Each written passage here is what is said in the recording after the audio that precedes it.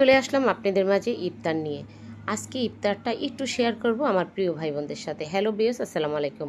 আশা করি সবাই ভালো আছেন। এটা হলো বাঙ্গির শরবত, দুধ কলা এখানে আছে, চিনি দিয়ে শরবত করে নিয়েছি। এই শরবতটা দারুণ। আমি ইফতারটা করে নিচ্ছি, আজান দিয়ে দিয়েছে। আলহামদুলিল্লাহ, আজকের ইফতারি আমাদের ভাজা পুরি আছে, তারপরে শরবত আছে 2 আইটেমের। ফল ফ্রুট কেটে নিয়েছি। যাই হোক, এটা একটা রিকোয়েস্টের ভিডিও। ধনিয়া পাতা আর পুদিনা পাতা আমি সমানভাবে নিয়েছি। এটা সস করব।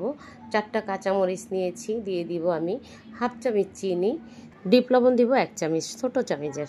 সামান্য একটু পানি দিয়ে ব্লেন্ডার করে নেব। খুবই সহজ এই সসটা তৈরি করা।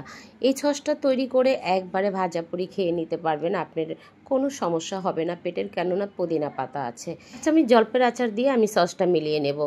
টক ঝাল মিষ্টি যাকে বলে, দারুণ টেস্ট হবে খেতে। আশা করি বুঝতে পেরেছেন, যারা রিকোয়েস্ট করেছেন বুঝতে কোনো অসুবিধা হবে না। আল্লাহ হাফেজ, আসসালামু আলাইকুম।